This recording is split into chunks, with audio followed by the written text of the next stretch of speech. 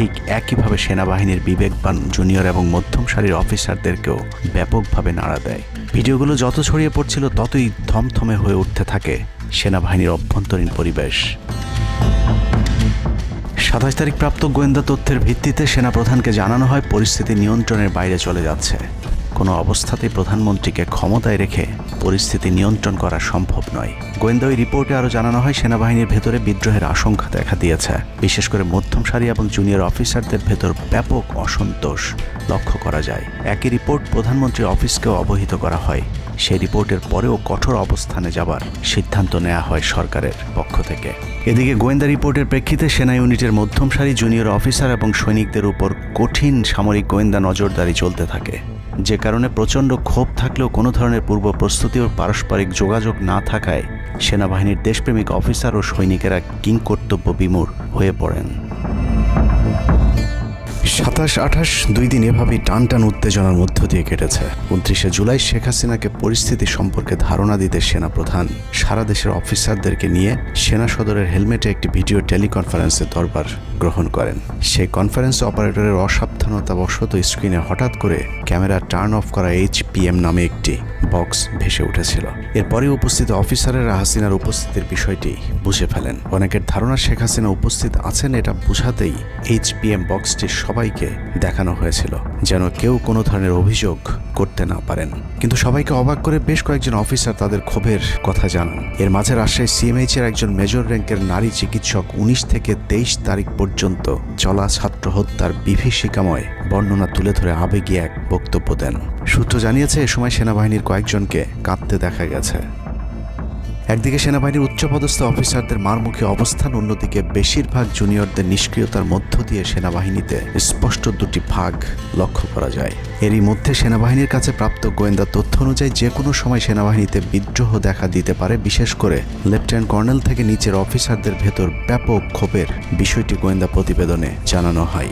সেই প্রেক্ষিতে 3 তারিখ শর্ট নোটিসে আরেকটি টেলিকনফারেন্স কল করা হয়। মূলত ওই রিপোর্টের প্রেক্ষিতে হাসিনার বিশ্বস্ত ওয়াকার হাসিনা থেকে মুখ ফিরিয়ে নেন, কারণ হাসিনাকে বাঁচাতে গিয়ে তিনি নিজের জীবন বিপদে ফেলতে চাননি। 3 তারিখ কনফারেন্সের শুরুতেই সবাইকে ঠান্ডা রাখতে একটি মোনাজাত করা হয়েছিল।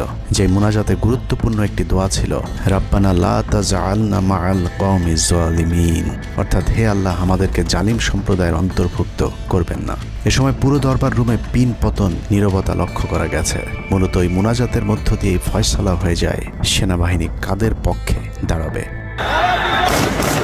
সেনা সূত্র থেকে পাঠানো এসব তথ্যে উঠে এসেছে সেনাবাহিনী কোন কোন এলাকায় ছাত্র জনতার উপর গুলি চালিয়েছিল এবং কতটা পরিকল্পিতভাবে মানুষ হত্যার ছক কষা হয়েছিল।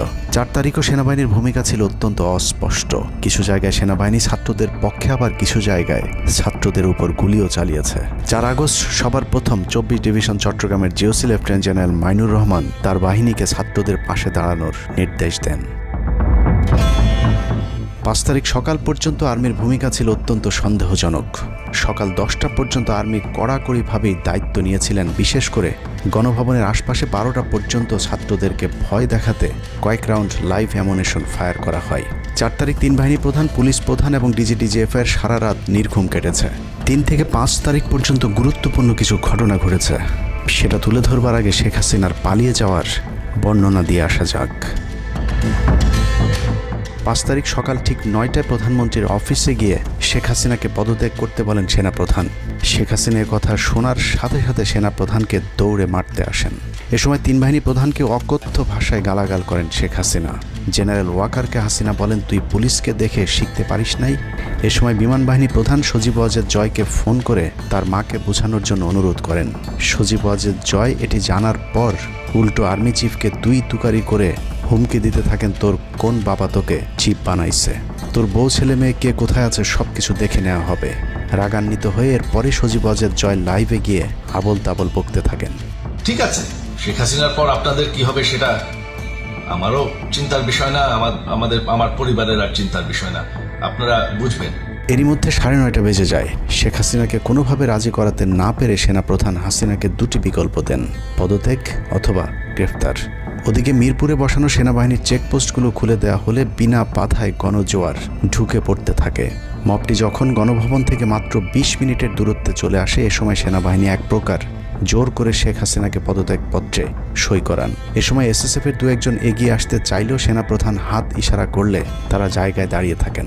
পদত্যাগের পর শেখ হাসিনা জাতির উদ্দেশ্যে ভাষণ দেওয়ার অনুরোধ করলে সেনাপ্রধান হাসিনাকে বলেন, জীবন বাঁচাতে চাইলে দ্রুত গাড়িতে গিয়ে উঠুন, জনগণ গণভবনে ঢুকে পড়ছে। সেনাবাহিনীর মতে শেখ হাসিনা সেদিন মাত্র 5 মিনিটের জন্য বেঁচে গিয়েছেন, তা না হলে জনগণ তাকে ধরে ফেলত। হাসিনাকে গণভবন থেকে উদ্ধার করে বিমানে ভারত পাঠিয়ে দেওয়ার জন্য মোট 3টি রুট প্ল্যান করা হয়েছিল। প্ল্যান এ, গণভবন থেকে গাড়িবহরে বিমান বাহিনীর ব্লু স্কাই স্কুলের গেট দিয়ে তেজগাঁও বিমানবন্দরে ঢুকে ঢাকা সেনানিবাসে প্রবেশ এবং তারপর বিএএফ বেস দিয়ে বিমান বাহিনীর রানওয়েতে প্রবেশ। সেখান থেকে বিমান বাহিনীর C-130 যে বিমানে ভারতে উড্ডয়ন। দুর্ভাগ্যজনকভাবে ততক্ষণে বিপ্লবী জনতার শেওড়াপাড়া রাস্তা দিয়ে বিমান বাহিনীর ব্লু স্কাই স্কুলের গেট ক্রস করে আগারগাঁও চৌরাস্তা পর্যন্ত চলে এসেছিল। ওদিক দিয়ে ক্যান্টনমেন্টের জাহাঙ্গীর গেটও ছাত্র জনতার দখলে, তাই গণভবন থেকে গাড়িতে করে ঢাকা সেনানিবাসে ঢোকার সব পথ বন্ধ হয়ে গিয়েছিল, যে কারণে প্ল্যান বি অবলম্বন করতে হয়েছিল হাসিনাকে উদ্ধারকারীদের।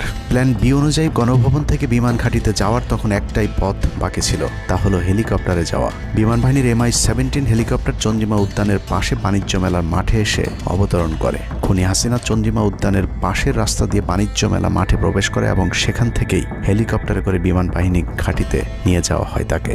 সেখানে গিয়ে তারেক সিদ্দিকী এবং সালমান এফ রহমানের জন্য কিছুক্ষণ অপেক্ষা করে শেখ হাসিনা। তবে শেষ পর্যন্ত সালমান এফ রহমানের পৌঁছাতে দেরি হয় শেখ হাসিনাকে নিয়ে কোনো গন্তব্য ছাড়াই 10টা 45 মিনিটে উড়াল দেয় বিমান বাহিনীর C-130 জুলিয়েট বিমানটি।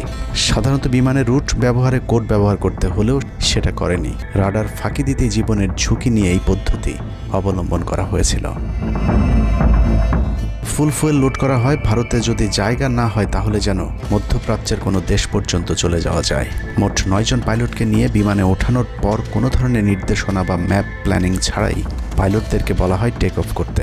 বিমানটি প্রথমে যশোরের উপর দিয়ে কলকাতায় পৌঁছালে সেনাপ্রধান জাতির উদ্দেশ্যে ভাষণের ঘোষণা দেন, কিন্তু কলকাতায় ল্যান্ডিংয়ের পারমিশন না দিলে সেখান থেকে শেখ হাসিনাকে বহন করা বিমানটি চলে যায় আগরতলায়। আগরতলায় পারমিশন না পেয়ে আবারও দিল্লির দিকে উড়াল দেয়। সেখান থেকে দিল্লি গেলে সেখানেও রিফিউজ করা হয়। দিল্লি বিমানবন্দরে নামতে না দিলে অনিশ্চয়তা দেখা দেয় শেখ হাসিনাকে বহন করা বিমানটির ভারতে অবতরণ নিয়ে। বিমানের একজন পাইলটের বরাত দিয়ে জানা যায়, এভাবে উদ্দেশ্যহীনভাবে দীর্ঘক্ষণ ঘুরতে থাকার পর জরুরি অবতরণের সিদ্ধান্ত নেওয়া হয়। তবে জরুরি অবতরণের ঠিক আগ মুহূর্তে দিল্লির গাজিয়াবাদ এয়ারবেজে নামার অনুমতি পায় C-130 জুলিয়েট, যেখানে অজিত ধওয়াল তাকে রিসিভ করেন। অবতরণে জটিলতার কারণেই 5 তারিখ সেনাপ্রধান জাতির উদ্দেশ্যে ভাষণ দিতে বারবার দেরি করছিলেন, কারণ তিনি নিশ্চিত হতে চাচ্ছিলেন শেখ হাসিনা ভারতে অবতরণ করেছেন। তারপরই বাংলাদেশের মানুষ মুক্তি পায় এক ফেরাউনের হাত থেকে। হাসিনা পালিয়ে যাওয়ার সেই খবর পৃথিবীর সবাই জানে, কিন্তু 3 থেকে 5 তারিখ পর্যন্ত ক্যান্টনমেন্টে কিছু ঘটনা ঘটেছে, যেই ঘটনা এখনও আমাদের কাছে অজানা। 3 তারিখ সেনাপ্রধানের ওই ভার্চুয়াল মিটিংয়ের পর মোটামুটি নিশ্চিত হয়ে যায় শেখ হাসিনা অধ্যায় বাংলাদেশে শেষ। শুরু হয় ভারতের প্ল্যান বি বাস্তবায়নের প্রক্রিয়া। 3 তারিখ রাতে আসিফ নজরুলের সাথে ডিজিএফআই কার্যালয়ের পাশের একটি ভবনে আসিফ নজরুলের ঘনিষ্ঠ বন্ধু major general Hamid, lieutenant general Mujib এবং মেজর জেনারেল ফেরদৌস সেলিমের একটি গোপন বৈঠক হয়, যেখানে ভারতীয় গোয়েন্দা সংস্থার 16 জন কর্মকর্তা উপস্থিত ছিলেন। মূলত 5 তারিখ শেখ হাসিনা পদত্যাগ করার পর করণীয় নির্ধারণ করতেই ওই বৈঠক অনুষ্ঠিত হয়। দীর্ঘ বৈঠক শেষে মোট 3টি বিকল্প নির্ধারণ করা হয়। প্রথমটি জরুরি অবস্থা জারি করে সেনাবাহিনীর হাতে ক্ষমতা দেয়া, দ্বিতীয়টি আসিফ নজরুলকে প্রধান উপদেষ্টা করে একটি অন্তর্বর্তীকালীন সরকার গঠন। অন্তর্বর্তীকালীন সরকারের ভেতরে যেন ভারতীয় বলয়ের লোকজন বেশি সংখ্যায় রাখা যায় সেটা নিশ্চিত করার ব্যাপারেও আলোচনা হয় বৈঠকে, এবং সেটা নিশ্চিত করতে আসিফ নজরুলের পেছনে সেনাবাহিনীর ওই অংশটির সর্বোচ্চ সাপোর্ট থাকারও নিশ্চয়তা দেওয়া হয়। মূলত আসিফ নজরুলকে সামনে রেখে সেনাবাহিনীর মাধ্যমেই দেশ চালানোর পরিকল্পনা করা হয়েছিল 3 তারিখের ওই গোপন বৈঠকে। 4 তারিখ 3 বাহিনী প্রধানের মধ্যে দফায় দফায় বৈঠক চলেছে। সেই বৈঠক থেকে সিদ্ধান্ত হয় 5 তারিখ সকাল 9টার মধ্যে শেখ হাসিনাকে চূড়ান্তভাবে পদত্যাগের বিষয়টি জানিয়ে দেওয়া হবে। এর পরপরই আসিফ নজরুলকে আবারও ক্যান্টনমেন্টে ডেকে আনা হয় এবং শেখ হাসিনার পদত্যাগের পর আওয়ামী নেতা কর্মীদেরকে যতটা সম্ভব নিরাপত্তা দেয়া, বেসরকারি বিভিন্ন প্রতিষ্ঠানগুলোতে যতটা সম্ভব আগের কর্মকর্তাদেরকে রেখে দেয়া এবং বিটিআর হত্যাকাণ্ড নিয়ে কোনো ধরনের পদক্ষেপ না নেওয়া সহ বেশ কিছু করণীয় ঠিক করে দেওয়া হয়। দীর্ঘ সেই আলোচনার কারণে 4 তারিখ সারা রাত ক্যান্টনমেন্টে অবস্থান করেছেন আসিফ নজরুল। তাৎক্ষণিক আসিফ নজরুলের কাঁধে দুটি দায়িত্ব দেওয়া হয়: আর্মির প্রতি সকলের আস্থা তৈরি করা এবং হাসিনার পদত্যাগের পরপর ছাত্রদেরকে সেনাবাহিনীর নিয়ন্ত্রণে নিয়ে আসা। কথা মতো আসিফ নজরুল 4 তারিখ রাত এবং 5 তারিখ খুব সকালে ক্যান্টনমেন্টে বসেই ফেসবুকে তিনি দুটি পোস্ট করেন। পোস্টের প্রথমটি 4 তারিখ রাতে সেনাবাহিনীকে প্যাট্রিয়ট সম্বোধন করে করা হয়, যেন সেনাবাহিনীর প্রতি ছাত্র জনতার আস্থা বেড়ে যায়, এবং পরেরটি সংখ্যালঘুদের বাড়িঘরে হামলা না চালানোর অনুরোধ করে পোস্ট করা হয়। দুপুর 12টার আগে আসিফ নজরুলের করা হিন্দুদেরকে নিয়ে ওই পোস্টে প্রমাণ করে আসিফ নজরুল আগে থেকেই জানতেন কিছুক্ষণ পর আসলে কি ঘটতে যাচ্ছে।